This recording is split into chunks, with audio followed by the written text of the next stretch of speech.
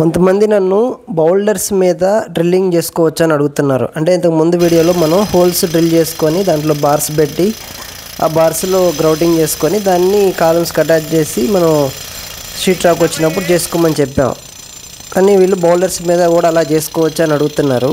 First of all మనం boulder అంటే ఏంటి, షీట్ రాక్ అంటే ఏంటి తెలుసుకోవాలి.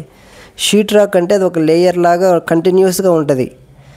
బౌల్డర్ అంటే అది కొంచెం దూరం మాత్రమే ఉంటుంది. అది రౌండ్గా అయినా ఉండొచ్చు, లేకపోతే యాంగులర్గా అయినా ఉండొచ్చు, లేకపోతే ఫ్లాట్గా అయినా ఉండొచ్చు, ఎలాగైనా ఉండొచ్చు. కానీ అది కొంచెం పక్కన గుండ్లుగా ఉంటుంది.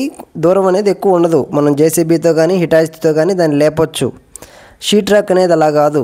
అది జస్ట్ మన పరుపు అయితే ఎలా ఉంటుందో అది కంటిన్యూస్గా ఉంటుంది. దాన్ని మనం జేసీబీతో తీయలేం. దాన్ని తీయాలంటే మనం ప్లాస్టింగ్ చేయాలి, లేదంటే కంప్రెసర్తో పగలగొట్టాలి. ఫైనల్గా చెప్పేది ఏంటంటే బౌల్డర్స్ మీద డ్రిల్లింగ్ చేసి కాలమ్స్ అనేవి కూర్చోబెట్టదు. ఎందుకంటే అవి టిల్ట్ అయిపోతాయి.